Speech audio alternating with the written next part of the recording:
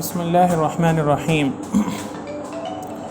نحمده ونصلی علی رسولہ الکریم اما بعد رب اشرح لی صدری ویسر لی امری واحلل عقدۃ من لسانی یفقهوا قولی رب یسر ولا تعسر وتمم بالخیر رب زدنی علما۔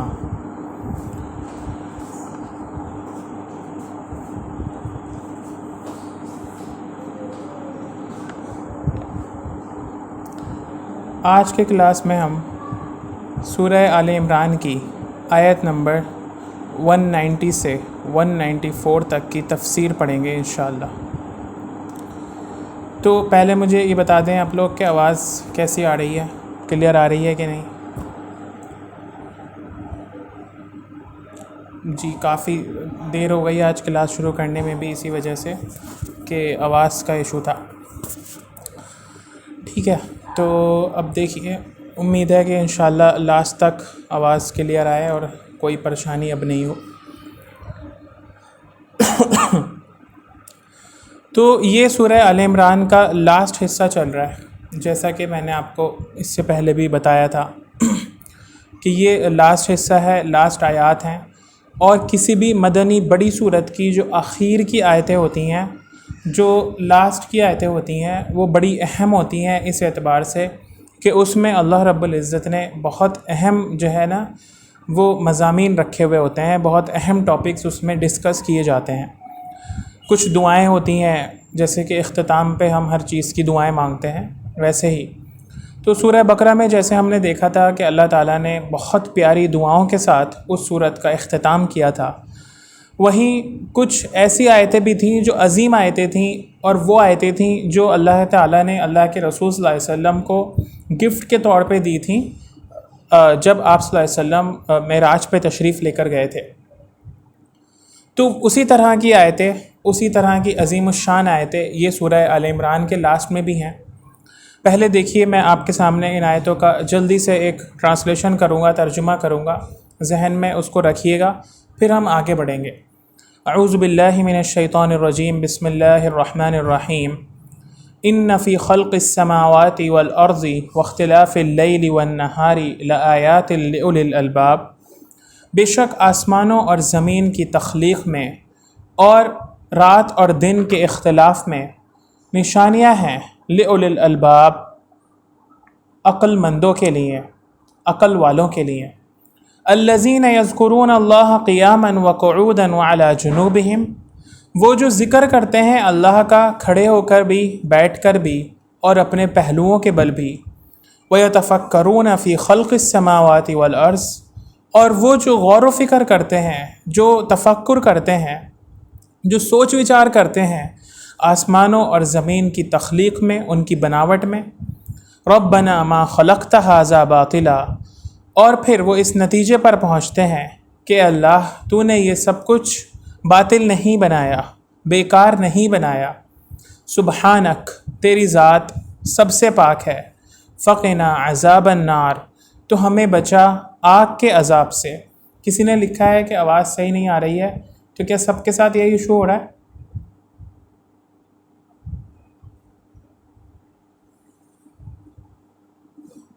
چلیں ٹھیک ہے، تو آپ ہی کے ساتھ کوئی مسئلہ ہوگا شاید آپ کے نیٹ ورک میں۔ آگے دیکھیے، ربنا انک من تدخل النار فقد اخزیتہ، اور وہ یہ دعا کرتے ہیں کہ اے ہمارے رب، تو نے جس کو آگ میں داخل کر دیا اس کو تو نے رسوا کر دیا، ذلیل کر دیا۔ وما للظالمین من انصار، اور ظالموں کے لیے کوئی بھی مددگار نہیں ہے۔ ربنا اننا سمعنا منادیا، اے ہمارے رب بے شک ہم نے سنا ایک پکارنے والے کو، ینادی للایمان، جو ایمان کو پکار رہا تھا، ایمان کا پکارنے والا تھا، ٹھیک ہے، ایمان کی منادی کر رہا تھا، ایمان کا اعلان کر رہا تھا۔ ان آمنوا بربکم فآمنا، کیا تھا وہ اعلان؟ کہ تم اپنے رب پر ایمان لے آؤ، تو ہم ایمان لے آئے۔ ربنا فاغفر لنا ذنوبنا، اے ہمارے رب بخش دے ہمارے لیے ہمارے گناہوں کو۔ وکفر عنا سیئاتنا، اور دور کر دے ہم سے ہماری سیئات کو، ہماری برائیوں کو، ہماری کمیوں کو۔ وتوفنا مع الابرار، اور اے ہمارے رب ہمیں موت دے نیک لوگوں کے ساتھ۔ ربنا وآتنا ما وعدتنا علی رسلک، اے ہمارے رب ہمیں عطا کر، ہمیں دے جو تو نے وعدہ کیا ہے ہم سے تیرے رسولوں کے ذریعے، ولا تخزنا یوم القیامہ، اور تو ہمیں قیامت کے دن رسوا مت کرنا، انک لا تخلف المیعاد، بے شک تو وعدے کی خلاف ورزی نہیں کرتا۔ تو یہ ہیں وہ آیات، ایک حصہ ہم نے پڑھا ہے، باقی کی 6 آیتیں وہ انشاءاللہ نیکسٹ ویک ہوں گی۔ ان آیتوں کو پڑھنے سے پہلے ان آیتوں کا بیک گراؤنڈ سمجھ لیں، کب یہ آیتیں نازل ہوئی تھیں اور کس وقت اللہ کے رسول پر یہ اتری تھیں، اور آپ کی کیا کیفیت ہوئی تھی ان آیتوں کو سننے کے بعد، اور ہماری کیا کیفیت ہونی چاہیے اور ہمیں کیا کرنا چاہیے ان آیتوں کو لے کر۔ تو حضرت عطا ابن ابی رباح جو کہ ایک تابعی ہیں، وہ روایت کرتے ہیں کہ میں حضرت عائشہ رضی اللہ عنہا کے پاس حاضر ہوا اور میں نے ان سے پوچھا کہ امی عائشہ، آپ مجھے اللہ کے رسول صلی اللہ علیہ وسلم کی زندگی کی آج کوئی ایسی بات بتائیں جو بہت انوکھی ہو، کوئی ایسا واقعہ سنائیں جو سب سے الگ ہو۔ تو وہ کہنے لگیں کہ یوں تو اللہ کے نبی کی ہر ادا نرالی ہے، ہر ادا انوکھی اور بہترین ہے، لیکن آج میں تمہیں ایک ایسی بات بتانے جا رہی ہوں جو کہ بہت ہی زیادہ اہم ہے اور اللہ کے رسول صلی اللہ علیہ وسلم کی زندگی کا ایک یونیک سا واقعہ ہے، ایک الگ سا واقعہ ہے۔ وہ کہتی ہیں کہ ایک رات اللہ کے رسول صلی اللہ علیہ وسلم میرے پاس آئے اور میرے ساتھ میرے لحاف میں لیٹ گئے، لیکن کچھ ہی دیر بعد وہ اٹھنے لگے اور مجھ سے کہا کہ عائشہ مجھے اجازت دو کہ میں اپنے رب کی عبادت کروں۔ میں نے اجازت دی تو اللہ کے رسول کھڑے ہو کر نماز پڑھنے لگے۔ آپ کی کیفیت میں رونا طاری تھا، یعنی آپ رو رہے تھے، اور اس رات پوری رات آپ صلی اللہ علیہ وسلم بہت زیادہ بے تحاشا روتے رہے، پوری رات روتے روتے گزار دی، یہاں تک کہ صبح کی نماز کا وقت آیا تو حضرت بلال اذان دینے کے بعد اللہ کے رسول صلی اللہ علیہ وسلم کے پاس آئے اور آپ کو اسی حالت میں روتے ہوئے دیکھا تو پوچھا کہ اللہ کے رسول آپ کیوں اتنا روتے ہیں؟ کیا وجہ ہے آخر کہ آپ اتنا زیادہ روتے رہتے ہیں؟ آپ کے تو اللہ نے اگلے پچھلے سارے گناہ معاف کر دیے ہیں۔ یعنی رونا تو ان کو حیرت ہوئی کہ رونا تو اس کو چاہیے جس کو جو ہے جس کے اللہ تعالیٰ نے جو اپنے گناہوں کے لیے روئے، اپنی خطاؤں کے لیے روئے، ان کو یہ حیرت ہوئی کہ رونا تو اس کو چاہیے۔ تو اے اللہ کے رسول صلی اللہ علیہ وسلم آپ کیوں روتے ہیں؟ تو وہ کہنے لگے کہ اے بلال، تو کیا میں اپنے رب کا شکر گزار بندہ نہ بنوں؟ یعنی اللہ نے میرے سارے گناہ معاف کر دیے ہیں، اللہ نے میرے اوپر اتنے سارے احسانات کیے ہیں، اللہ نے مجھے اتنی ساری چیزوں سے نوازا ہے، تو کیا میں اپنے رب کا شکر گزار بندہ نہ بنوں؟ تو سمجھ لو کہ یہ آنسو میرے کسی غم کے آنسو نہیں ہیں، یہ شکر کے آنسو ہیں۔ اور پھر بتایا کہ دیکھو شکر کا موقع بھی ہے، شکر کا مقام بھی ہے، کیونکہ آج میرے اوپر یہ آیتیں نازل ہوئی ہیں۔ کون سی آیتیں؟ یہی آیتیں سورہ آل عمران کی آخر والی آیتیں، جہاں سے آج ہم پڑھ رہے ہیں وہاں والی آیتیں، آیت نمبر 190 سے لے کر لاسٹ تک آیت نمبر 200 تک کی آیتیں اللہ کے رسول صلی اللہ علیہ وسلم پر اس وقت نازل ہوئی تھی۔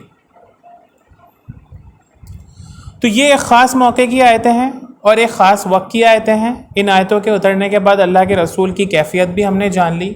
مزید اللہ کے رسول صلی اللہ علیہ وسلم نے ایک بات اور ارشاد فرمائی اور فرمایا کہ یہ بہت اہم آیتیں ہیں، جو شخص بھی ان آیتوں کو پڑھے اور پھر ان پر غور نہ کرے تو سمجھ لو کہ وہ تباہ ہو گیا، برباد ہو گیا۔ تو یہ اللہ کے رسول نے فرمایا، ٹھیک ہے۔ تو اس سے ہمیں یہ پتہ چلتا ہے کہ ہمیں ان آیتوں کو بہت غور و فکر سے پڑھنا چاہیے، کیونکہ اللہ کے رسول نے یہ فرمایا ہے کہ جو شخص ان آیتوں پر پڑھے اور غور نہ کرے، ان آیتوں میں تدبر نہ کرے، ان آیتوں میں سوچے سمجھے نہ، تو وہ تباہ ہو گیا، اس کی تباہی جو ہے وہ پھر یقینی ہے۔ تو کیا ہیں وہ آیتیں؟ دیکھیے ذرا دھیان سے۔ سب سے پہلے شروع میں اللہ رب العزت نے آسمان اور زمین کی تخلیق کی طرف اشارہ فرمایا ہے، اور ہم انسانوں کو یہ دعوت دی ہے کہ ہم آسمانوں میں غور کریں۔ فرمایا اللہ تعالیٰ نے ان فی خلق السماوات، بے شک آسمانوں کی تخلیق میں، بے شک آسمانوں کی بناوٹ میں۔ تو تخلیق کا مطلب کل آپ کے سامنے آ گیا تھا۔ آسمان کسے کہتے ہیں یہ بھی ہمیں پتہ ہے۔ ہمارے اوپر جو بھی چھت نظر آ رہی ہے آسمان کی، اس کو ہم آسمان کہتے ہیں، ٹھیک ہے۔ جو نیلی کلر کی ایک چھت نظر آتی ہے اس کو ہم آسمان کہتے ہیں۔ لیکن آسمان صرف یہی نہیں ہے جو ہمیں یہاں سے نظر آ رہا ہے، بلکہ آسمانوں کی تو کوئی انتہا نہیں ہے۔ تو اس کی تخلیق کی طرف اللہ تعالیٰ اشارہ کر رہے ہیں کہ تم آسمان کی تخلیق میں غور کرو، آسمان کی تخلیق کو دیکھو، آسمانوں کی تخلیق میں کیا ہے، آسمانوں میں بے شمار ستارے، سیارے، دور تک پھیلی ہوئی اندھیری سی جو ہے وہ خلا یا اسپیس، اور اتنی دور تک کہ جس کی کوئی انتہا نہیں۔ کوئی آج تک پتہ نہیں لگا پایا کہ یہ کائنات، یہ یونیورس کتنی بڑی ہے، کتنے لائٹ ایئرس یہ بڑی ہے۔ لوگوں نے اپنی زندگیاں لگا دیں، لوگوں نے اپنی پورے علم اور تجربے لگا دیے، لیکن آج تک کسی کو نہیں پتہ کہ یہ کائنات کتنی بڑی ہے۔ تو یہ ہے سب آسمان، اسی میں ہمارا سورج ہے، ہماری زمین سے کئی ہزار گنا بڑا، اسی میں ہمارا چاند ہے، ہماری زمین کے سب سے قریبی جو پلینٹ ہے وہ چاند ہے، تو وہ بھی کتنا دور ہے، تقریباً 4.25 لاکھ کلومیٹر دور ہے۔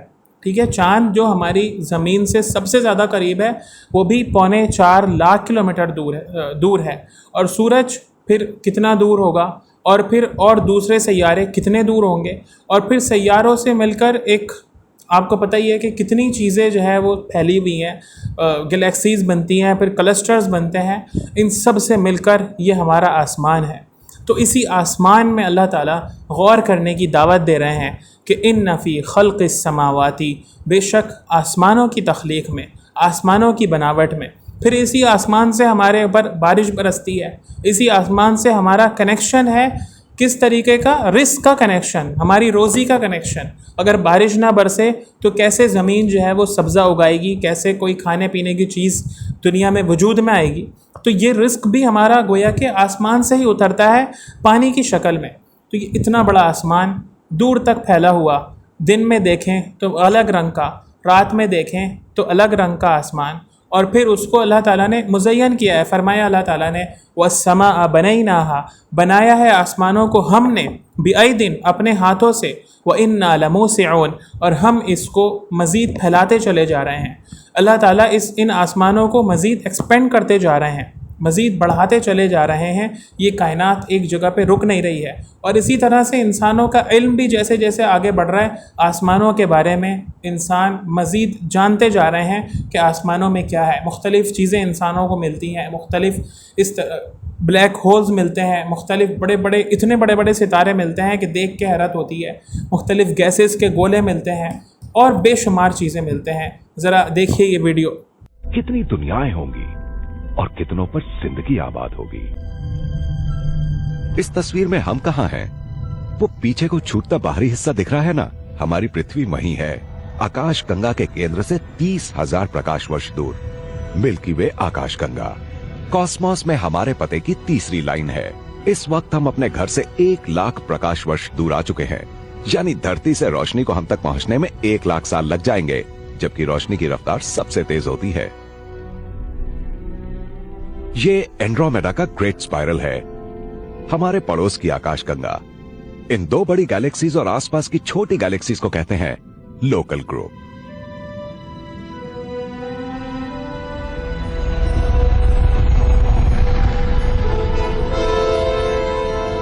یہاں سے تو ہمیں اپنی گیلیکسی نظر تک نہیں آ رہی، یہ ہزاروں ورگو سپر کلسٹر میں سے ایک ہے۔ اسی طرح پھر آگے فرمایا والارض، اور زمین میں بھی اللہ تعالیٰ کی بے شمار نشانیاں پھیلی ہوئی ہیں۔ جس طرح آسمان انفینٹی ہے، جس طرح آسمان لامحدود ہے، اسی طرح زمین بھی، جس میں انسان اتنے ہزاروں سالوں سے رہتا ہوا آ رہا ہے، اس کے باوجود زمین کو پورا نہیں جان پایا۔ آج بھی کتنی جگہیں زمین میں ایسی ہیں جو ان ایکسپلوریبل ہیں، ان ایکسپلورڈ ہیں، جن کو انسانوں نے اب تک نہیں دیکھا، جن کا اب تک مشاہدہ نہیں کیا۔ کتنے سمندر ایسے ہیں، کتنے جزیرے ایسے ہیں، کتنے جو ہے وہ اللہ تعالیٰ کے بنائے ہوئے علاقے اور خطے ایسے ہیں، اور پھر اوپری زمین کے علاوہ زمین کے اندر کور میں کیا ہے، اس کو بھی انسان نے آج تک نہیں پتہ لگایا پایا، کور تک انسان آج بھی نہیں پہنچ پایا۔ تو یہ ہے آسمان اور زمین کی تخلیق۔ اس طرح سے اللہ تعالیٰ نے ان دونوں چیزوں کو بنایا ہے کہ اسی میں غور کرنے کے بعد انسان کو کیا ملتا ہے؟ اللہ تعالیٰ کی نشانیاں۔ پھر آگے فرمایا واختلاف اللیل والنہار، دن اور رات کے اختلاف میں، دن اور رات کے آنے جانے میں، کبھی دن ہوتا ہے کبھی رات ہوتی ہے، اور دن اور رات ایک دوسرے کے پیچھے آتے رہتے ہیں۔ دن جو ہے وہ مختلف ہے اور رات مختلف ہے، دن روشن اور گرم ہوتا ہے، رات سرد اور تاریک ہوتی ہے۔ پھر اسی طرح دن اور رات کے اختلاف سے مراد یہ بھی ہے کہ کبھی دن بڑا ہوتا ہے اور رات چھوٹی ہوتی ہے، اور کبھی رات بڑی ہوتی ہے تو دن چھوٹا ہوتا چلا جاتا ہے۔ تو یہ جو پورا نظام چل رہا ہے، یہ جو پورا سسٹم چل رہا ہے اللہ تعالیٰ کا، اس سب میں کیا ہے؟ لآیات، نشانیاں ہیں، اللہ تعالیٰ کی نشانیاں ہیں۔ آیاتن کی جمع ہے کیا؟ آیاتن، لآیات، اللہ تعالیٰ کی نشانیاں ہیں۔ تو نشانی کس کو کہتے ہیں؟ کیا چیز نشانی ہوتی ہے؟ آپ اپنی زبان میں ہم نشانی کس کو کہتے ہیں؟ اس چیز کو نشانی کہتے ہیں جس کو دیکھ کر ہمیں کچھ اور یاد آئے۔ جیسے ہمارے پاس کسی ہمارے مرحوم دوست کی یا مرحوم ماں باپ کی نشانی ہو، تو ہم کیا کہتے ہیں کہ یہ ہمارے پاس ان کی نشانی ہے۔ نشانی کا مطلب اس کو دیکھ کر ہمیں ان کی یاد آتی ہے۔ تو زمین اور آسمان میں اللہ تعالیٰ کی نشانیاں ہیں کا مطلب یہ ہے کہ ان چیزوں کو دیکھ کر اللہ تعالیٰ کی یاد آتی ہے، ان چیزوں کو دیکھ کر اللہ تعالیٰ کی طرف ذہن جاتا ہے۔ ان چیزوں کو دیکھ کر خود بخود انسان کا ذہن کیا کہتا ہے کہ ہاں ان کا کوئی بنانے والا بھی ہے۔ لیکن یہ نشانیاں ہر ایک کے لیے نہیں ہے۔ کن کے لیے ہیں؟ لِأُولِي الْأَلْبَابِ، ان لوگوں کے لیے ہیں جو عقل مند ہیں، جو دل والے لوگ ہیں۔ اب عقل مند کون نہیں ہوتا؟ بڑے بڑے لوگ، بڑے عقل مند لوگ ہوتے ہیں، لیکن پھر بھی وہ ان چیزوں کو دیکھ کر اللہ تک نہیں پہنچتے، وہ ان چیزوں کو اللہ کی نشانیاں نہیں سمجھتے۔ اولی الالباب کون ہے؟ اب آپ اس کو سمجھ لیں کہ اصل میں یہاں اولی الالباب کس کو کہا جا رہا ہے۔ اللہ تعالیٰ نے فرمایا کہ عقل مندوں کے لیے نشانیاں ہیں۔ اب انسان کے پاس دو عقلیں ہوتی ہیں، ایک تو وہ عقل جس کا تعلق انسان کے دماغ سے ہے، جس کا تعلق ہمارے نروس سسٹم سے ہے، جو کہ عقل ہر انسان کے پاس ہوتی ہے، کوئی اس کا انکار نہیں کر سکتا، اور صرف انسانوں کے پاس نہیں بلکہ وہ عقل جانوروں کے پاس بھی ہوتی ہے۔ ایک نروس سسٹم ان کے اندر بھی چل رہا ہے۔ جس طرح انسان بھوک لگتی ہے تو کھاتا ہے، چوٹ لگتی ہے تو درد محسوس کرتا ہے، کوئی سامنے سے بڑا سا آبجیکٹ اپنی طرف آتے ہوئے دیکھ کر اپنی جان بچاتا ہے، تو یہ انسان کے ذہن اور نروس سسٹم کا حصہ ہے، عقل کا حصہ ہے۔ لیکن انسان کو جس عقل سے ممتاز کیا گیا ہے وہ ایک دوسری عقل ہے جو انسان کو دی گئی ہے، اور وہ روح کی عقل ہے، روحانی عقل ہے، جس کو قلب کہا جاتا ہے، جس کو ضمیر کہا جاتا ہے، جو کہ انسان کو ممتاز کرتی ہے دنیا کی دوسرے مخلوقات سے، دنیا کے دوسرے جانوروں سے، اور وہ ہے انسان کا دل اور دل کی عقل۔ دل کی عقل کیا ہے؟ کہ وہ انسان کی روح اور اس کا ضمیر، تو اس کے اندر بھی اللہ تعالیٰ نے اپنی پہچان رکھ دی ہے۔ وہ اگر روح پرورٹ نہ ہوئی ہو، وہ روح انسان کی مری نہ ہو، اس روح کے اندر اگر کسی طرح کی تبدیلی واقع نہ ہوئی ہو، وہ روح اگر فطرت پر باقی ہو، وہ روح اسی نیچر پر باقی ہو جس پر اللہ تعالیٰ لوگوں کو پیدا فرماتے ہیں، تو پھر اس شخص کے لیے نشانیاں ہیں۔ کس میں؟ اللہ تعالیٰ کی بنائی ہوئی چیزوں میں، زمین اور آسمان کی تخلیق میں۔ ٹھیک ہے، تو سمجھ میں آ گئی یہ آیت؟ ان فی خلق السماوات والارض، بے شک آسمانوں اور زمین کی بناوٹ میں، اور واختلاف اللیل والنہار، دن اور رات کے آنے جانے میں، دن اور رات کے اختلاف میں، لآیات، نشانیاں ہیں کس کی؟ اللہ تعالیٰ کی۔ کس کے لیے؟ لأولی الالباب، ان لوگوں کے لیے جن کے دل کی عقل زندہ ہو، جن کی دل کی آنکھیں کھلی ہوئی ہوں، جن کی روح زندہ ہو، پرورٹ نہ ہوئی ہو۔ تو یہ روح کے اندر اللہ تعالیٰ نے اپنی پہچان ہر شخص کے اندر رکھی ہوئی ہے۔ کوئی بھی شخص جو بھی دنیا میں پیدا ہوتا ہے، اللہ کے رسول صلی اللہ علیہ وسلم نے فرمایا کہ کل مولود یولد علی الفطرہ، کہ ہر بچہ اپنی فطرت پر پیدا ہوتا ہے، اس اصل پر پیدا ہوتا ہے جس پر اللہ تعالیٰ نے انسان کی روح کو بنایا ہے۔ اس میں اللہ کی معرفت بھی ہے، اللہ کی پہچان بھی ہے۔ وہ وعدہ جو سب لوگ کر کے آئے ہیں اس دنیا کے بننے سے پہلے اللہ تعالیٰ کے سامنے، وعدہ الست کہ اے اللہ آپ ہی ہمارے رب ہیں، اس وعدے کا اثر بھی اس روح کے اندر ہوتا ہے۔ لیکن پھر کیا ہوتا ہے؟ فَأَبَوَاهُ يُحَوِّدَانِهِ وَيُنَصِّرَانِهِ، اس کے ماں باپ، اس کے گھر والے، اس کے خاندان والے، اس کی سوسائٹی، اس کا معاشرہ اس کو تبدیل کر دیتا ہے، اس کی روح کی جو پاکیزگی ہے، اس کی فطرت کی جو اصلیت ہے اس کو مس کر دیتا ہے۔ لیکن وہ پہچان اللہ تعالیٰ کی، ایک رب کی پہچان ہر دل کے اندر موجود ہے، ہر دل کے اندر وہ پائی جاتی ہے۔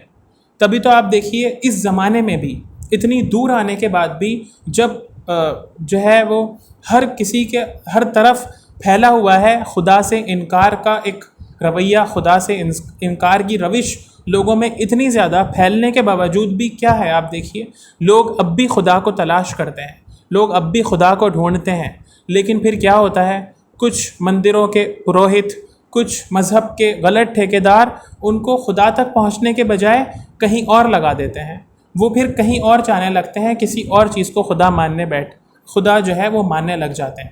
لیکن خدا کی تلاش اور خدا کی پہچان ہر انسان کے دل میں ہمیشہ سے موجود ہے، اس کے روح کے اندر، اس کے روح کی عقل کے اندر موجود ہے۔ تو انہی لوگوں کو کہا گیا لِأُولِي الْأَلْبَاب، وہ جن کی روحیں زندہ ہیں، وہ بغیر کسی دلیل کے، بغیر کسی منطقی بات کے، بغیر کسی کی دعوت کے، وہ پہنچ جاتے ہیں زمین اور آسمان کو دیکھ کر، اس کی تخلیق کو دیکھ کر کہاں تک پہنچ جاتے ہیں؟ اللہ رب العزت یعنی ان سب چیزوں کے بنانے والے تک پہنچ جاتے ہیں۔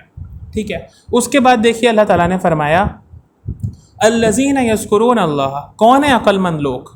وہ جو اللہ کا ذکر کرتے ہیں، اللہ کو یاد کرتے ہیں، قیاما وقعودا وعلی جنوبہم، کھڑے ہو کر بھی، بیٹھ کر بھی، اور اپنے پہلوؤں کے بر یعنی لیٹ کر بھی۔ تو عقل مند وہ لوگ ہیں جو اللہ کا ذکر کریں، اللہ کو یاد کریں۔ ذکر کس کو کہتے ہیں؟ صرف زبان سے تسبیح پڑھنے کو ذکر نہیں کہتے، بلکہ ذکر کا تعلق دل سے ہوتا ہے۔ اگر دل میں ہم کسی کو یاد کر رہے ہیں، زبان پہ اگرچہ کہ اس کا تذکرہ نہیں ہے، زبان پہ اس کا نام نہیں ہے، اس کی باتیں نہیں ہیں، لیکن پھر بھی اس کو ذکر کہا جائے گا۔ تو وہ جو اللہ کو ذکر کرتے ہیں، مطلب اللہ کو یاد رکھتے ہیں، ان کے دل میں اللہ کی یاد رہتی ہے۔ کیسے؟ قیاماً، کھڑے ہو کر بھی، وقعوداً، بیٹھ کر بھی، وعلی جنوبہم، اور لیٹ کر بھی، مطلب ہر پوزیشن میں، ہر حالت میں۔ وہ لوگ جو ذکر کو کسی ایک خاص پوزیشن کے ساتھ باندھ کے نہیں رکھتے کہ نہیں اللہ کا ذکر تو بیٹھ کر ہی ہوگا، نہیں اللہ کا ذکر تو صرف ایک خاص حالت میں، خاص وقت میں ہی ہوگا، نہیں، اللہ کے ذکر کے لیے کسی بھی حالت یا پوزیشن کی ضرورت نہیں ہے، بلکہ وہ ہر حال میں، ہر طرح سے کیا جا سکتا ہے۔ تو ایک بندہ جب اللہ تعالیٰ کو یاد کرتا ہے اپنے دل میں، تو وہی اللہ تعالیٰ کا ذکر ہے۔ وہ دنیا کی کسی بھی چیز کو دیکھے، اللہ کو یاد کر لے، یہ اس کا ذکر ہے۔ وہ کھانا کھائے، اللہ کا شکر ادا کرے، یہ اس کا ذکر ہے۔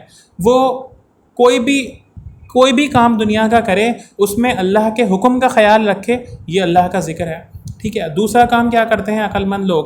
وَيَتَفَكَّرُونَ فِي خَلْقِ السَّمَاوَاتِ وَالْأَرْضِ، وہ غور و فکر کرتے ہیں آسمانوں اور زمین کی بناوٹ میں، اس کی تخلیق میں۔ یہ پھر سے آ گئی بات، دوبارہ سے اللہ تعالیٰ نے ذکر کے ساتھ فکر کو یہاں ذکر فرمایا، تذکرہ فرمایا، ذکر کے ساتھ فکر کو بھی یہاں مینشن فرمایا۔ تو یہ ذکر اور فکر ساتھ ساتھ چلنے والی چیزیں ہیں۔ ابھی لاسٹ میں آپ کو پھر سے یہ ڈیٹیل میں بتاؤں گا۔ وہ لوگ جو اللہ کا ذکر کرتے ہیں اور جو زمین اور آسمان کی بناوٹ میں غور و فکر کرتے ہیں، سوچتے ہیں وہ کہ یہ اللہ نے اتنی بڑی بڑی چیزیں دنیا میں بنائی ہیں، یہ سب ہمارے کام میں لگی ہوئی ہیں، ہمارے لیے یہ کام کر رہی ہیں، اللہ نے ان سب کو ہمارے سامنے مسخر کر دیا ہے، ہمارے بس میں کر دیا ہے۔ اتنے بڑے بڑے جانور جن کو ہم دیکھ کر ہی انسان ڈر جائے، بھاگ جائے، ان کو بھی اللہ تعالیٰ نے انسانوں کے بس میں دے دیا۔ تو یہ کیا ہے؟ یہ زمین اور آسمان کی چیزوں میں غور و فکر ہے۔ یہ بھی اللہ تک پہنچنے کا ذریعہ ہے، ویسے ہی جیسے اللہ کا ذکر اللہ تک پہنچنے کا ذریعہ ہے۔ اور پھر کیا ہوتا ہے؟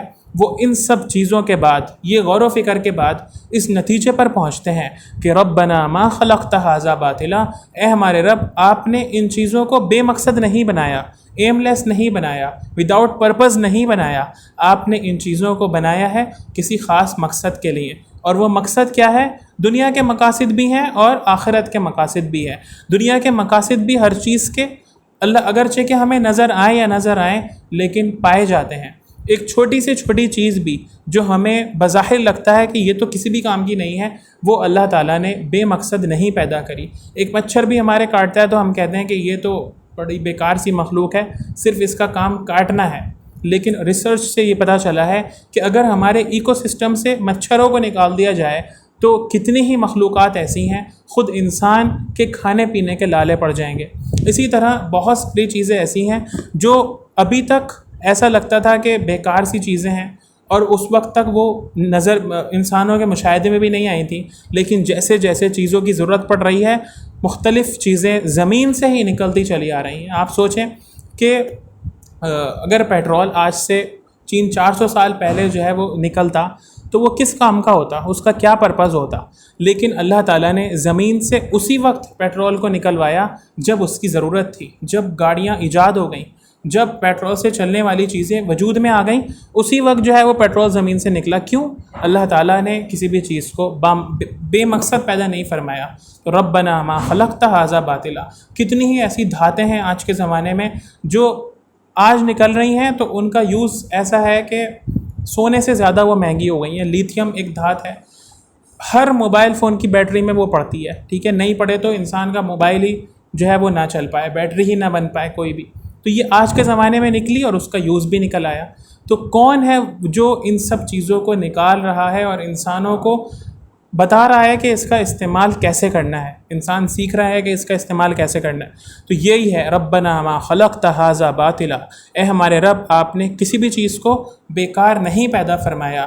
سبحانک فقنا عذاب النار, تیری ذات پاک ہے تو ہمیں آگ کے عذاب سے بچا لے. اب دیکھیے سوچیے یہ کیا بات ہوئی.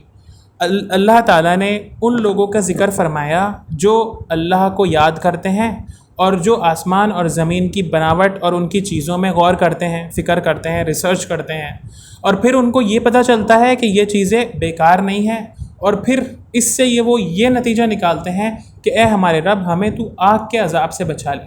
اب یہاں رک کر میں آپ کو کچھ ایسی باتیں بتاؤں گا جو کہ ان آیات کا مقصد بتاتی ہیں. کیوں یہ آیتیں اللہ تعالیٰ ہمیں سنا رہے ہیں, کیوں کس وجہ سے جو ہے یہ آیتیں ہمارے سامنے اللہ تعالیٰ نے قرآن میں رکھی ہیں, کیا ان آیتوں کا مقصد ہے, کیا اللہ تعالیٰ اس سے بتانا چاہ رہے ہیں. تو بنیادی طور پر مختصراً ایک چیز کو اگر آپ یاد رکھیں تو وہ یہ کہ ان آیتوں کا مقصد یہ ہے, ان آیتوں میں جو چیز بیان کری گئی ہے وہ یہ ہے کہ بغیر کسی دلیل اور بغیر کسی دعوت کے لوگ اللہ تک پہنچ سکتے ہیں صرف آسمان اور زمین کی چیزوں میں غور و فکر کر کے. ان آیتوں سے یہ پتہ چلتا ہے, ٹھیک ہے. اس کی مثالیں ہمارے سامنے ہیں. اللہ تعالیٰ نے فرمایا کہ زمین اور آسمان میں اللہ کی نشانیاں ہیں جو کہ عقل والوں کے لیے ہیں, ہوش مندوں کے لیے ہیں, ان لوگوں کے لیے ہے جن کی روح کی عقل, جن کی روح پرورٹ نہیں ہوئی ہو. اس میں سب سے پہلی اور بڑی مثال ہمارے سامنے حضرت ابراہیم علیہ السلام کی آتی ہے. آپ دیکھیے ابراہیم علیہ السلام کو اللہ تعالیٰ نے کہاں پیدا کیا؟ اس گھر میں جہاں اللہ کا نام لینے والا کوئی نہیں تھا, جہاں ہر طرف بتوں کی پوجا اور پرستش ہوتی تھی. خود ان کے والد جو ہیں وہ بتیں بناتے تھے اور بت بیچتے تھے, بت فروش اور بت گر تھے. تو اس ماحول میں, اس جگہ پر اللہ تعالیٰ نے ابراہیم علیہ السلام کے دل میں اپنی پہچان ڈالی. کن چیزوں کے ذریعے ڈالی؟ پورا واقعہ آتا ہے اس کا سورہ انعام میں. فرمایا اللہ تعالیٰ نے کہ ابراہیم علیہ السلام نے ستاروں کو دیکھا اور سوچا کہ شاید یہ میرا رب ہے. تو وہ رب کی پہچان اور رب کو پہچاننے کی جو تلاش اللہ تعالیٰ نے ہر بندے کے دل میں رکھی ہے وہی ان کے دل میں بھی پیدا ہوئی. پھر انہوں نے آسمان کو دیکھا, ستارے نظر آئے تو یہ سوچا کہ شاید یہ بڑے دور کی چیزیں ہیں, یہ میرا رب ہے. لیکن پھر جب وہ ستارے ڈوب گئے, چھپ گئے, تو پھر انہوں نے سوچا کہ یہ تو میرا رب نہیں ہو سکتا. کیسے پہچانا انہوں نے کہ یہ میرا رب نہیں ہو سکتا؟ کیونکہ رب کی پہچان ان کے دل میں تھی. پھر اسی طرح چاند کو دیکھا, پھر سورج کو دیکھا, اور پھر ان سب چیزوں کو دیکھ کر وہ کہاں تک پہنچ گئے؟ اللہ رب العزت تک, اصلی رب تک پہنچ گئے. پھر حضرت ابراہیم کو تو چلے چھوڑیں, وہ تو اللہ کے نبی تھے, اللہ کو جو ہے انہیں سیدھی راہ دینا ہی تھی, اللہ کو انہیں سیدھے راستے پر لانا ہی تھا. ان کے علاوہ بے شمار مثالیں ہیں دنیا میں انسانوں کی کہ جو لوگ صرف آسمان اور زمین کی تخلیق پر غور کر کے, جو لوگ آسمان اور زمین کی بناوٹ پر غور کر کے اپنے رب تک پہنچ جاتے ہیں. اس میں ایک بڑی مثال حضرت لقمان کی دی جاتی ہے. وہ نبی بھی نہیں تھے, وہ رسول بھی نہیں تھے, وہ کسی نبی اور رسول کے پیروکار بھی نہیں تھے, کسی نبی اور رسول کے زمانے میں بھی نہیں آئے تھے. صرف انہوں نے اللہ تعالیٰ کی پہچان اپنے دل سے حاصل کری تھی. اپنے دل کے اندر جو بھی جھانکتا ہے اس کو نظر آ جاتا ہے کہ یہ اللہ تعالیٰ موجود ہے. اور پھر کائنات میں بے شمار نشانیاں جو پھیلی ہوئی ہیں اللہ تعالیٰ تک پہنچنے کی. تو حضرت لقمان کی مثال ہے. وہ کیا تھے؟ اللہ تعالیٰ نے ان کو فرمایا کہ وہ بڑے نیک انسان تھے اور وہ اللہ کو پہچانتے تھے.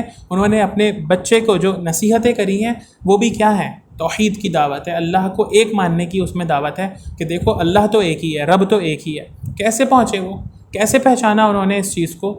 ان کو کسی نے دعوت نہیں دی, ان کو کسی نے جا کے بتایا نہیں, ان کو کسی نے اس چیز کے بارے میں کوئی دلیلیں نہیں دی, لیکن انہوں نے اپنے دل کی اس پہچان کے ذریعے اللہ تعالیٰ کو پا لیا.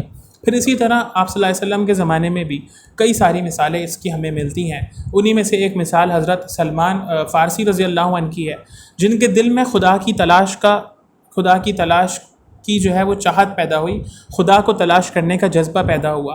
ایک مذہب سے دوسرے مذہب سے تیسرے مذہب پر وہ منتقل ہوتے ہوتے پہنچ گئے آخر کار مدینہ، اور مدینہ میں اللہ کے رسول صلی اللہ علیہ وسلم سے ان کی ملاقات ہوئی. اور جب ملاقات ہوئی تو انہوں نے سمجھ لیا کہ یہی سچا دین ہے جس میں اللہ رب العزت کی پہچان مجھے حاصل ہو رہی ہے، اور انہوں نے فوراً قبول کر لیا.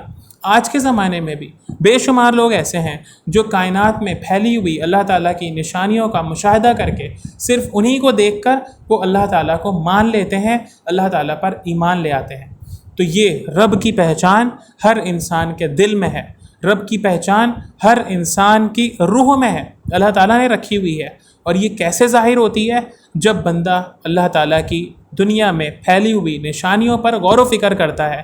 جتنا زیادہ غور و فکر وہ کرتا ہے اتنا زیادہ وہ پہچانتا چلا جاتا ہے اللہ رب العزت کو، اپنے رب کو.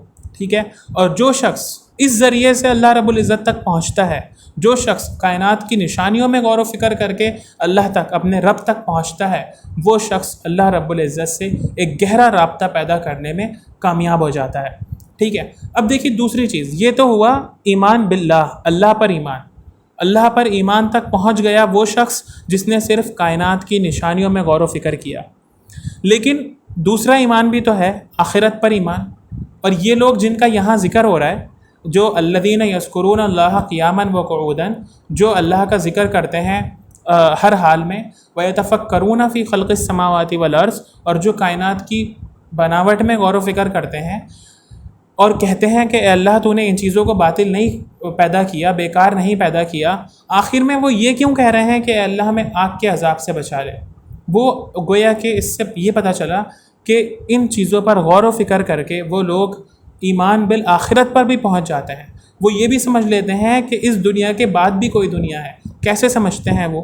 جیسے کہ ابھی میں نے آپ کو بتایا تھا کہ ہر انسان کے دل میں اللہ رب العزت نے اپنی پہچان رکھی ہوئی ہے، ہر انسان کے دل میں اللہ نے اپنی معرفت رکھی ہوئی ہے. یہ چیز رکھی ہے کہ کوئی اس کا رب ہے ہر انسان کے دل میں. اگرچہ کہ لوگ اس کو سلاتے رہیں، اس جذبے کو لوگ انکار کرتے رہیں، اس سے اس کے گھر والے، اس کی سوسائٹی، اس کا معاشرہ اس چیز کو انکار کرتا رہے کہ نہیں کوئی رب بھی ہے تمہارا. ٹھیک ہے. لیکن ہے وہ چیز ضرور، اور کبھی نہ کبھی زندگی میں وہ ظاہر ضرور ہوتی ہے. اب ہم تو چونکہ روایتی مسلمان ہیں، ہم تو تقلیدی مسلمان ہیں، ہمارے باپ دادا مسلمان تھے اس لیے ہم مسلمان ہیں، تو ہمیں اس چیز کا احساس نہیں ہے. لیکن وہ لوگ جو اللہ کی نشانیوں کو دیکھ کر مسلمان ہوتے ہیں، ان سے پوچھیے آپ کہ وہ کیسے مسلمان ہوئے. بہت سارے ایسے واقعات آپ کو مل جائیں گے جس میں آپ کو پتہ چلے گا کہ لوگ اپنے اندر کی آواز کی وجہ سے مسلمان ہو گئے، مومن ہو گئے، انہوں نے اللہ کو پہچان لیا.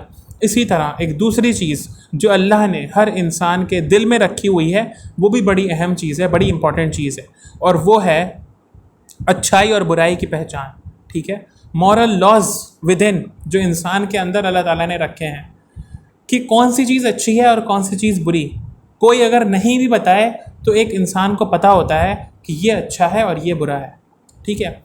آپ دیکھیے دنیا میں اتنے سارے لوگ پائے جاتے ہیں، الگ الگ مذہبوں کے، الگ الگ علاقوں کے، الگ الگ سوسائٹیوں میں رہنے والے، لیکن بہت ساری چیزوں میں اچھائی اور برائی کا جو پیمانہ ہے وہ ان کے درمیان کیا ہوتا ہے؟ کامن ہوتا ہے. ٹھیک ہے. تو اللہ تعالیٰ نے یہ چیز انسان کے دل میں رکھی ہوئی ہے کہ کون سی چیز اچھی ہے اور بری. آپ دیکھیے کسی کو قتل کر دینا، ہر انسان کے نزدیک یہ چیز بری ہوتی ہے، دنیا کے ہر قانون میں یہ چیز بری ہے. آپ دیکھیے کسی کے ساتھ دھوکہ کرنا، کسی سے جھوٹ بولنا، یا کسی کے اوپر ظلم کرنا، یا اپنے ماں باپ کو ستانا، یہ سب وہ باتیں ہیں جو دنیا کے ہر انسانوں کے اندر کامن ہیں. اگرچہ کہ دنیا میں انسان الگ الگ سوچ کے پائے جاتے ہیں، اس کے باوجود یہ مورل لاز جو ہیں انسان کے اندر کامن ہوتے ہیں، یہ مورل ویلیوز انسان کے اندر کامن ہوتی ہیں. ہر شخص جانتا ہے کیا اچھا ہے اور کیا برا. تو یہ اللہ تعالیٰ نے ہر انسان کے اندر رکھی ہوئی ہے. دوسری چیز بھی قوت تمیز جس کو ہم کہتے ہیں، فرق کرنے کی صلاحیت، اچھے اور برے میں تمیز کرنے کی صلاحیت.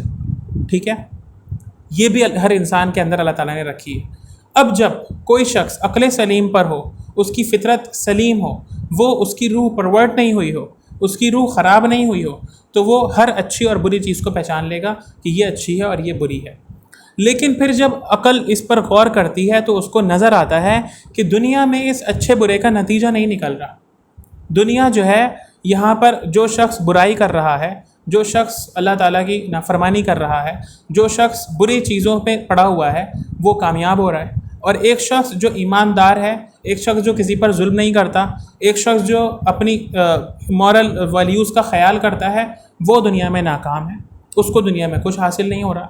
وہ جو ہے غریب ہے، وہ فقیر ہے، اس کو لوگوں کے سامنے مانگنا پڑ رہا ہے، اور جو دھوکے کر رہا ہے، فراڈ کر رہا ہے، وہ جو ہے امیر پہ امیر ہوتا چلا جا رہا ہے۔ تو یہ کیسا ہے؟ یہ کیسا سسٹم ہے؟ اگر اچھائی اور برائی یہ طے ہے، تو پھر برا کیوں دنیا میں کامیاب ہوتا ہے اور اچھا کیوں دنیا میں ناکام ہو جاتا ہے؟ تو اس سے جو چیز واضح ہوتی ہے، جو چیز سمجھ میں آتی ہے، وہ یہ کہ اس کے علاوہ بھی پھر کوئی دنیا ہونی چاہیے جس میں ان مورل لاز، جہاں پر یہ مورل لاز آپریٹڈ ہوں، جہاں پر یہ والی چیزیں جو ہیں وہ کام آتی ہوں، جہاں پر لوگوں کی ایمانداری کام آتی ہو، جہاں پر لوگوں کا صحیح رہنا کام آتا ہو، جہاں پر لوگوں کا کسی پر ظلم نہ کرنا جو ہے وہ فائدہ مند ثابت ہوتا ہو۔ تو اس سے پہنچ جاتی ہے انسان کی عقل ایک اور دنیا پر، آخرت جس کو کہا جاتا ہے۔ اب اگر کوئی اس کے اس عقیدے کو درست نہ کرے، اس آخرت کے عقیدے کو، تو پھر وہ عقیدہ مختلف شکلوں میں اپنی شکلیں بدل بدل کر مختلف مذاہب میں پایا جاتا ہے۔ آپ دیکھیے ہندوؤں کے کیا ہے کہ جو ہے دوسرا جنم میں اگر تم اس جنم میں اچھے کام نہیں کرو گے تو دوسرے جنم میں تمہارے ساتھ یہ ہوگا، یا دوسرے جنم میں تم یہ چیز بن جاؤ گے۔ تو یہ کیا ہے؟ وہی آخرت کا عقیدہ جو انسان کے دل کے اندر ہے، اسی کی ایک شکل ہے جو کہ بگڑی ہوئی ہے۔ جو صحیح شکل ہے وہ ہمارے پاس ہے، اللہ تعالیٰ نے بتا رکھی ہے ہمیں کہ آخرت اصل میں ہے کیا، وہاں پر اصل میں ہونے کیا والا ہے، ٹھیک ہے؟ تو اس لیے جب وہ لوگ کائنات میں غور و فکر کرتے ہیں، اللہ تعالیٰ کی نشانیوں کو دیکھتے ہیں، تو ان کو نظر آتا ہے کہ یہاں فزیکل لاز تو آپریٹڈ ہیں۔ یہاں پر کوئی شخص اگر جلاتا ہے کسی کو تو وہ جل تو جاتا ہے، لیکن اگر کوئی شخص کوئی برا کام کرتا ہے تو اس کا نتیجہ یہاں پہ نہیں نکلتا۔ کوئی اگر جھوٹ بولتا ہے تو اس کی زبان نہیں جل جاتی، اس کا جھوٹ ظاہر نہیں ہوتا۔ کوئی اگر دھوکہ اور فراڈ کرتا ہے تو ایسا نہیں ہوتا کہ اس کا وہ دھوکے سے کمایا ہوا مال جو ہے وہ ختم ہو جائے یا اس کو کوئی بڑا نقصان اٹھانا پڑے۔ دنیا میں ایسا نہیں ہوتا۔ اس کے لیے اللہ تعالیٰ نے ایک اور دنیا رکھ رکھی ہے جو کہ آخرت کی دنیا ہے۔ انسان کی عقل اس چیز کی طرف اشارہ کرتی ہے کہ دیکھو یہ دنیا، اس کا مطلب آخری دنیا نہیں ہے، یہ دنیا اس کا مطلب حقیقی دنیا نہیں ہے۔ اس کا مطلب تو یہ ہوا کہ کوئی اور دنیا بھی ہونی چاہیے جہاں پر برے کو اس کی برائی کا اور اچھے کو اس کی اچھائی کا نتیجہ مل سکے، انجام ظاہر ہو سکے جہاں پر۔ پھر دنیا کے جو انجام ہیں، دنیا کے جو نتائج ہیں، وہ کافی بھی نہیں ہیں۔ آپ دیکھیے دنیا میں ایک شخص بہت بڑا قاتل ہو، بہت بڑا گناہ گار ہو، ہٹلر کی مثال لے لیں، تو دنیا میں اس کو جو سزا ملی، کیا سزا ملی؟ مر گیا وہ۔ تو دنیا کی سزا بھی اس کے لیے کافی نہیں ہے۔ اسی طرح کوئی شخص بہت زیادہ اچھا ہو تو دنیا میں بڑے سے بڑا انعام اس کو کیا ملے گا؟ کیا سوچ کر دیکھیں، دنیا پوری کی پوری اس کو حاصل ہو جائے تب بھی وہ اس کی اچھائی کا انعام نہیں ہو سکتا۔ اس کا مطلب یہ ہوا کہ اس کے لیے کوئی ایسی دنیا ہونی چاہیے جس میں ہر انسان کو اس کے اعمال کا بدلہ ملے۔ بہرحال یہ ایک گہری بات تھی جو کہ میں نے آپ کے سامنے رکھ دی۔ ہو سکتا ہے آپ کی سمجھ میں نہیں بھی آئی ہو، تو کوئی بات نہیں، ان آیات پہ آپ فوکس کریں۔ آگے دیکھیے اللہ تعالیٰ نے کیا فرمایا۔ پھر وہ لوگ دعا کرتے ہیں اللہ تعالیٰ سے، کیا دعا کرتے ہیں؟ ربنا انک من تدخل النار فقد اخزیتہ، اے ہمارے رب جس کو آپ نے آگ میں داخل کر دیا تو اس کو تو آپ نے رسوا کر دیا، ٹھیک ہے، وہ تو ذلیل ہو ہی گیا، اس لیے ہمیں آگ سے بچا لے۔ وما للظالمین من انصار، اور اے ہمارے رب ہمیں ظالموں کے لیے کوئی مددگار نہیں ہوتا، ظالموں کا کوئی مددگار نہیں ہوتا، تو ہمیں ظالم ہونے سے بچا لے، ٹھیک ہے۔ پھر آگے دیکھیے کیا کہتے ہیں وہ لوگ، ربنا اننا سمعنا منادیا ینادی للایمان، کہ اے ہمارے رب بے شک ہم نے سنا ایمان کی پکار لگانے والے کو، ایک ایسے شخص کو جو ایمان کی پکار لگا رہا تھا، ان آمنوا بربکم، کہ تم اپنے رب پر ایمان لاؤ، فآمنا، تو ہم ایمان لے آئے۔ تو وہ لوگ جو اللہ رب العزت کی پہچان اپنے دل میں رکھتے ہیں، جب ان کو کوئی پکارتا ہے ایمان کی طرف، اللہ رب العزت کو ماننے کی طرف، تو وہ بغیر تاخیر کرے ہوئے، بغیر دیر کرے ہوئے ایمان میں داخل ہو جاتے ہیں۔ ان کو لگتا ہے کہ یہ تو ہمارے اپنے دل کی آواز تھی. ان کو لگتا ہے کہ کیا صحیح اور کیا غلط، لیکن یہ نہیں پتہ ہوتا کہ کیسے ہم اس کو مانیں گے. لیکن جب ان کے کانوں میں پہنچتی ہے اللہ کی آواز، کسی رسول کی آواز، تو پھر وہ اس پکار پر فوراً لبیک کہتے ہیں، فوراً اس کو مان لیتے ہیں. پھر انہی کو کہا جاتا ہے صدیق. تو صدیقین کے ایمان کا یہاں پر ذکر ہے. حضرت ابوبکر رضی اللہ عنہ صدیق تھے. کیوں تھے؟ اس لیے کہ انہوں نے اللہ کے رسول کی بات سنتے ہی فوراً مان لیا، کچھ سوچا ہی نہیں. ان کو لگا کہ یہ تو میری دل کی آواز تھی، ان کو لگا کہ یہی تو میں سوچ رہا تھا. اسی طرح ان کے جیسے اور بھی لوگ تھے عرب میں. جب ہم عرب کی تاریخ پڑھتے ہیں تو پتہ چلتا ہے کئی لوگ ایسے تھے جو کعبے کا غلاف پکڑ کے اللہ سے کہتے تھے کہ اے اللہ ہم جانتے ہیں کہ یہ سب کچھ جو ہو رہا ہے ہمارے آس پاس سب غلط ہو رہا ہے. اے اللہ ہم جانتے ہیں کہ تو حق ہے، تو سچ ہے، لیکن ہم یہ نہیں جانتے کہ ہم تجھ تک پہنچیں کیسے، ہم یہ نہیں جانتے کہ ہم تیری عبادت کیسے کریں. ان کو پتہ تھا کہ یہ سب غلط ہے، اور یہ ہر اس انسان کو پتہ ہوتا ہے جو اللہ رب العزت کی پہچان اپنے دل میں رکھتا ہے. ہر اس شخص کو پتہ ہوتا ہے جس کی روح اور جس کی سلیم الفطرت، جس کی جو ہے طبعیت جو ہے، جس کی نیچر بگڑی ہوئی نہیں ہوتی. ٹھیک ہے. پھر اس کے بعد آگے اور اچھی دعا ہے. منادی سے مراد یہاں رسول اللہ صلی اللہ علیہ وسلم ہے کہ اے اللہ ہم نے سنا ایک پکارنے والے کو، ایمان کی پکار لگانے والے کو کہ اپنے رب پر ایمان لاؤ، تو ہم ایمان لے آئے. تو اب تو اے اللہ فاغفر لنا ذنوبنا، ہمارے گناہوں کو بخش دے، وکفر عنا سیئاتنا، اور ہماری برائیوں کو دور کر دے. یہاں یہ جو دعا ہے اس کے اندر دونوں پہلو، دونوں چیزیں شامل ہو گئیں. کیا کیا ہے؟ فاغفر لنا ذنوبنا، ہمارے گناہوں کو بخش دے. گناہ کیا ہوتے ہیں؟ جو بھی انسان اللہ تعالیٰ کے حکم میں کوتاہی کرتا ہے اس کو گناہ کہتے ہیں. اور سیئات کیا ہوتی ہیں؟ انسانوں کے اندر جو کمزوریاں ہوتی ہیں، جو انسانوں کے اندر شخصیت کی کمزوریاں ہوتی ہیں، ڈس آرڈرز ہوتے ہیں، کبھی سائیکولوجیکل ڈس آرڈرز ہوتے ہیں، کبھی جو ہے انسان کے اندر کسی اور طرح کے اخلاقی ڈس آرڈرز ہوتے ہیں. تو یہ جو کمیاں ہیں، انسان کی شخصیت کی کمیاں، کردار کی کمیاں، کبھی انسان کے اندر سستی اور کاہلی، کبھی انسان کے اندر کوئی اور کمی، کوئی اور برائی جو اس کی فطرت کا حصہ ہے، جو اس کی طبیعت کا حصہ ہے، تو اس کو بھی اللہ ہم سے دور کر دے. تو یہ دعا بڑی اچھی ہے اس اعتبار سے کہ اس میں دونوں چیزوں سے پناہ مانگی جا رہی ہے. اللہ تعالیٰ سے دونوں چیزوں کے بارے میں دعا مانگی جا رہی ہے کہ فاغفر لنا ذنوبنا، ہمارے گناہوں کو بھی دور کر دے جو ہمیں تیرے حکم پر عمل نہ کرنے کی وجہ سے ہمارے حصے میں آتے ہیں، اور ہماری سیئات کو بھی دور کر دے، جو کمزوریاں، جو ڈس آرڈرز ہماری شخصیت کے ساتھ لگے ہوئے ہیں، ہماری پرسنالٹی کو جو داغدار کرنے والی چیزیں ہیں. وتوفنا مع الابرار، اور نہ صرف دنیا کی دعا بلکہ آخرت کی دعا بھی کہ اے اللہ ہمارا خاتمہ فرما، ہمیں موت دے تو وہ بھی نیک لوگوں کے ساتھ موت دے. تو عقلمند انسان کون ہوتے ہیں؟ جو اپنی دعا میں اپنی دنیا اور آخرت دونوں کا خیال رکھتے ہیں. اور کیا دعا کرتے ہیں؟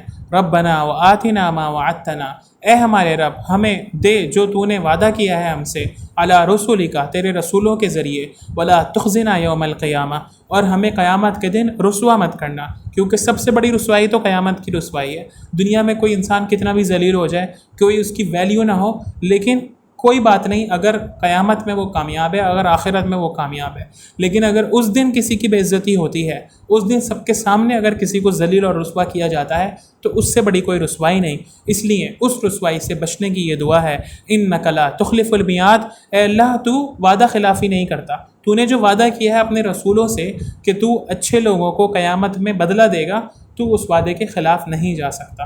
ٹھیک ہے. تو یہ آخر میں اس صورت کے بہت اچھی دعائیں اللہ تعالیٰ نے رکھ دی ہیں.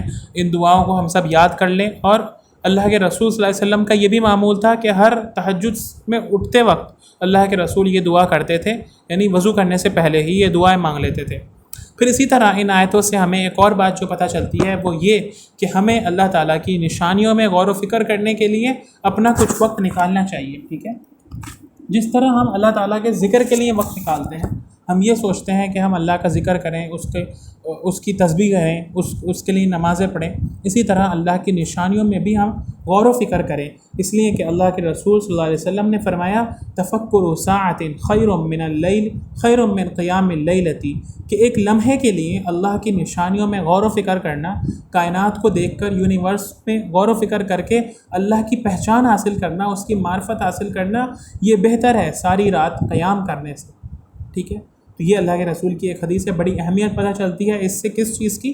تفکر کی، غور و فکر کرنے کی۔ اسی طرح حضرت عبداللہ ابن عمر رضی اللہ عنہ کے بارے میں آتا ہے کہ وہ اپنے اصلاح کے لیے شہر سے باہر نکل جاتے تھے، اور جیسے جس کو آج کے زمانے میں ہم کہتے ہیں نا پکنک پر، تو وہ پکنک پر نکل جاتے تھے اور دنیا کی چیزوں کو بہت قریب سے دیکھتے تھے، گویا کہ وہ نیچر کا مطالعہ کرتے تھے، وہ فطری چیزوں کا مطالعہ کرتے تھے ان کے قریب رہ کر، اور ان کے ذریعے مقصد کیا ہوتا تھا؟ اپنی اصلاح، صرف سیر و تفریح نہیں، صرف انٹرٹینمنٹ نہیں، صرف یہ نہیں کہ بس کہیں باہر گئے ہیں، گھومنے گئے ہیں، تو وہ چیزیں بھی جو ہیں وہ چھوڑ دی جو کہ ہم پہلے سے کرتے چلے آ رہے تھے، یہ نہیں، نماز بھی چھوڑ دی کہیں پکنک پہ گئے ہیں، تو ایسا نہیں تھا، وہ لوگ کہیں گھومنے بھی جاتے تھے تو اس میں بھی اللہ رب العزت کی پہچان حاصل کرتے تھے، ایک ایک چیز کو دیکھ کر اللہ کی بڑائی جو ہے وہ دیکھا کرتے تھے، یہ بھی عین عبادت ہے۔ قرآن میں ذکر کے ساتھ اس کا اللہ تعالیٰ نے اس کو مینشن کیا ہے کہ کائنات کی نشانیوں میں غور و فکر کرنا، ٹھیک ہے۔ اسی طرح ایک اور بزرگ کے بارے میں آتا ہے، وہ کہتے ہیں کہ اگر لوگ خدا کی عظمت پر غور کریں تو خدا کی نافرمانی نہیں کر سکتے۔ تو یہ ہے، خدا کی عظمت آتی ہے کس سے؟ خدا کی بنائی ہوئی چیزوں پر غور و فکر کر کے۔ تو اس لیے ہمیں ان چیزوں کو دیکھنا چاہیے، غور کرنا چاہیے، کس لیے؟ تاکہ ہم اللہ تک پہنچ جائیں، نہ کہ ہم ان چیزوں کے مسخر کرنے والوں کو دیکھ کر ان کو اپنا خدا بنا لیں، ٹھیک ہے۔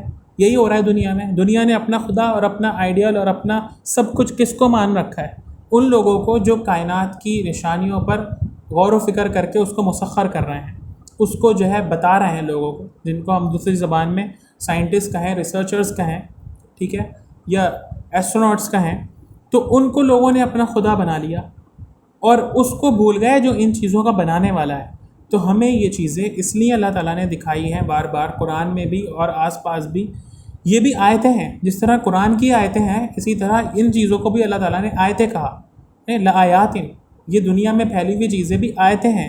تو جس طرح قرآن کی آیتیں اللہ تعالیٰ کی پہچان ہے، اسی طرح یہ دنیا میں پھیلی ہوئی نشانیاں بھی، چیزیں بھی اللہ تعالیٰ کی پہچان ہیں، دونوں اللہ تعالیٰ تک پہنچنے کا ذریعہ ہیں۔ ان میں کھو کر اگر کوئی شخص بھول جائے اللہ تعالیٰ کو تو یہ کیا ہے؟ ایک بیکار سی بات ہے، ایک جو ہے بے نتیجہ سی بات ہے۔ اب دیکھیے ایک اور بات جس کی طرف میں اشارہ کرنا چاہوں گا، وہ یہ کہ اللہ تعالیٰ نے اس آیت میں ذکر اور فکر کو ایک ساتھ بیان فرمایا، یہ فرمایا کہ الذین یذکرون اللہ قیاما وقعودا وعلی جنوبہم ویتفکرون فی خلق السماوات والارض، کہ عقل مند لوگ وہ ہیں جو اللہ کا ذکر بھی کرتے ہیں اور اللہ کی بنائی ہوئی چیزوں، آسمانوں اور زمین میں تفکر بھی کرتے ہیں، غور و فکر بھی کرتے ہیں۔ یہ دونوں چیزیں ساتھ ساتھ اللہ تعالیٰ نے رکھی ہیں، لیکن ہمارے زمانے میں ہم لوگوں نے ان دونوں چیزوں کو سپریٹ کر دیا، الگ الگ کر دیا۔ نتیجہ کیا نکلا کہ دونوں چیزیں ان پروڈکٹیو ہو گئیں، دونوں چیزیں بیکار ہو گئیں، دونوں چیزیں بے نتیجہ ہو گئیں۔ جو ذکر والے ہیں، جو اللہ کا ذکر کرنے والے ہیں، وہ صرف ذکر کو ہی لے کر بیٹھ گئے، اور ذکر بغیر فکر کے بے جان ہوتا ہے۔ مائک آف کر لیں۔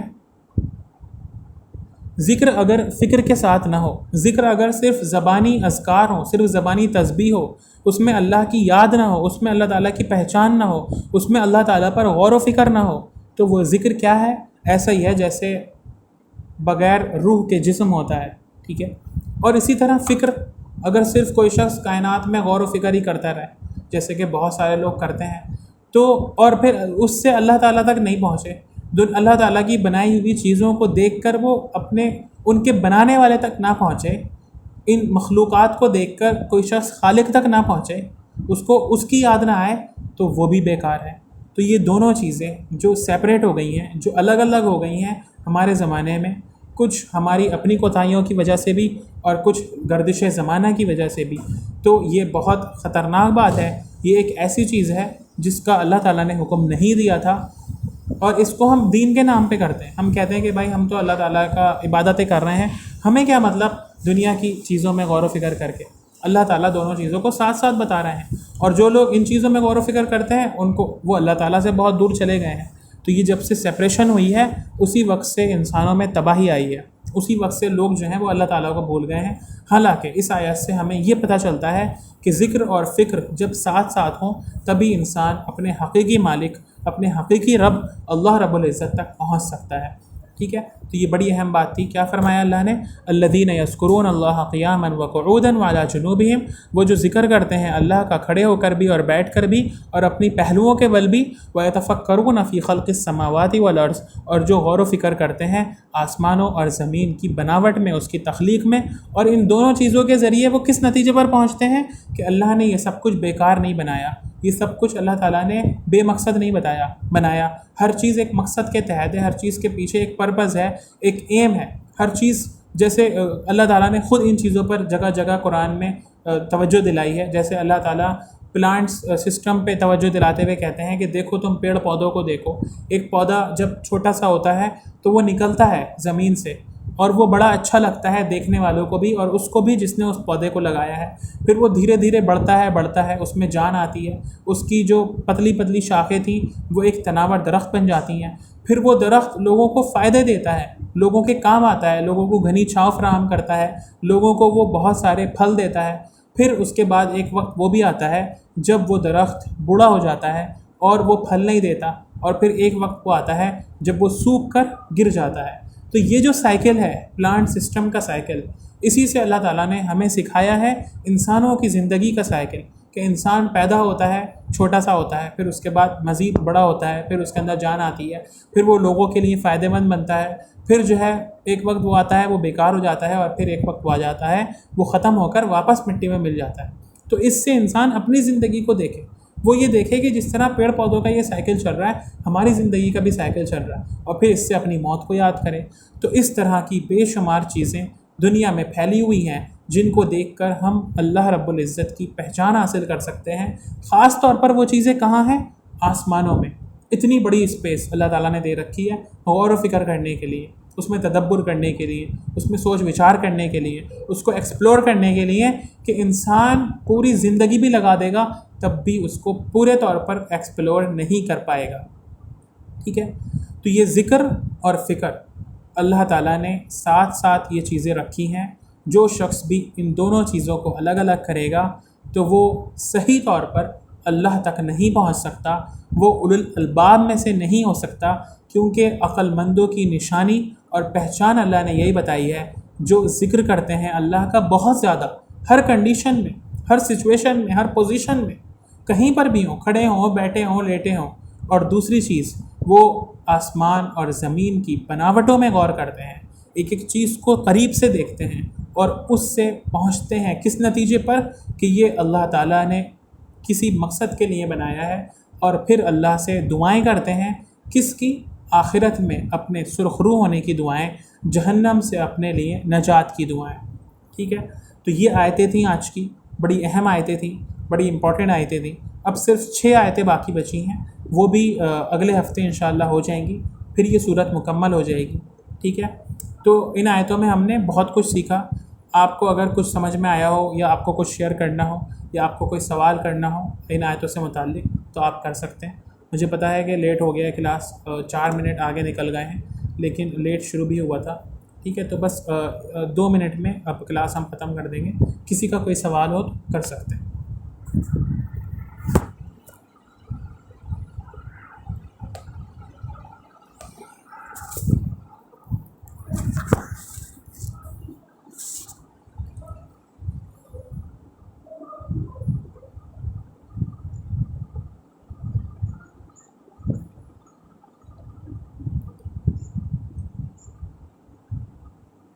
جی رات میں، ہاں جی رات میں آنکھ کھل جائے، ہاں اللہ کے رسول کا معمول تھا، وہ پڑھتے تھے ایسے.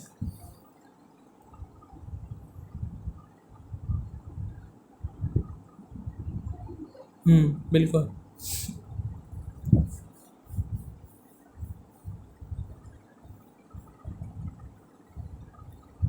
ٹھیک ہے، تو بس کلاس ہم یہیں پر ہی ختم کرتے ہیں انشاءاللہ. اب لاسٹ 6 آیتیں بچی ہیں اس صورت کی، جو کہ انہی آیتوں کا نیکسٹ پارٹ سمجھ لیں. ٹھیک ہے، تو وہ انشاءاللہ نیکسٹ ویک ہوں گی. وہ بھی بڑی اہم آیتیں ہیں، بڑی امپورٹنٹ آیتیں ہیں. ضرور شرکت کریے گا، اس میں بھی مس نہیں کریے گا. سبحان اللہ و بحمدہ، سبحانک اللہم و بحمدک، نشہد ان لا الہ الا انت، نستغفرک و نتوب الیک. سبحان ربک رب العزۃ عما یصفون وسلام علی المرسلین والحمد للہ رب العالمین.